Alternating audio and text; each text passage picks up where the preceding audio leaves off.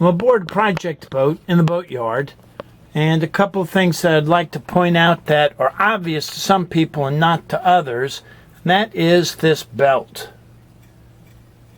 Look how loose this fan belt is. We call it a fan belt. It's not really a fan belt. It is an alternator belt. See how loose it is over there? And look on the longest side how loose that is. So you can see that it might spin off of the pulley on the alternator. So that belt, alternator belt, needs to be snugged up. While we're down here in the engine room, I'd like to point out that this area here, this is where the generator used to be. You can see the rectangular imprint where it used to sit. The generator was actually beyond repair, so it was removed, and a brand new generator will be coming in and installed. This is a Raycor Model 500 fuel filter, and this small 500 is for the generator. And I'm looking in the bowl with the flashlight, and you can see the red fuel on top, and the camera doesn't do it justice, but it is red at the bottom. So red diesel fuel is marine diesel or off-road fuel. This big filter to my left also is a Raycor filter, but that's a bigger model 1000 that goes with this bigger Yanmar diesel engine to port. Let me swing around. Did you hear that come on? That is the battery charger. So now I'm looking at the starboard Yanmar diesel engine, and you can look again at this belt. Not as loose as the other belt, but it still is loose and needs to be tightened up. If you're curious about this reflective sticker here, this is for a photo tachometer.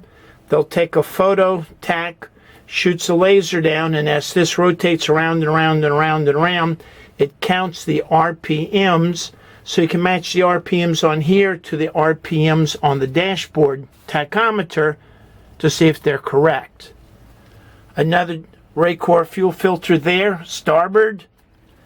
This new thing in the bottom is a new depth gauge that has been recently installed, I think in the last couple of days. This is a seawater strainer. This strainer goes with that air conditioner motor, that white air conditioner motor. That's the water-cooled air conditioner. And you can see it's got 1, 2, 3, 4. So there's 4 compressors on this boat. Let me back up and correct myself. That's from the pump. That's from the pump. It goes out to 1, 2, 3 compressors. So there's 3 air conditioning compressors on this boat. This hydraulic engine controls, this is the hydraulic reservoir and the pressure reservoir. You can see the pressure gauge there. Shows how much pressure is in the reservoir for shifting and for throttles. And you can look here, difficult to see on the camera, but the fluid level is right there. My fingernail's at the fluid level, so as long as the fluid level is between this line and that line, we're okay. And as long as we've got somewhere about 90 psi maximum, but usually the pressure is going to be up there in the 75 psi neighborhood, which is about 12 o'clock on the needle on the dial. This is an 8D battery. It's important to note that we've got the yellow wire. There's a red and yellow wire. There's no longer black wires used in DC direct current battery voltage on boats. Yellow is the new black. You can see the starboard Yanmar. Looking after more, you can see the holding tank. This is about a 30-gallon holding tank by Sealand and Vacuum Flush. Way in the back, you can see that white box. That's an oil exchanger system. And I can twist around a little bit more. You can see the automated fire extinguisher system built into the engine room. So if this engine room looks a little bit of a mess, that's because it's in the boatyard. There's work being done on the boat, namely the generator. You can see it has aluminum fuel tanks, not steel. Aluminum is good, fiberglass is good. Steel has the potential for rust. Let me close by looking at this thing overhead.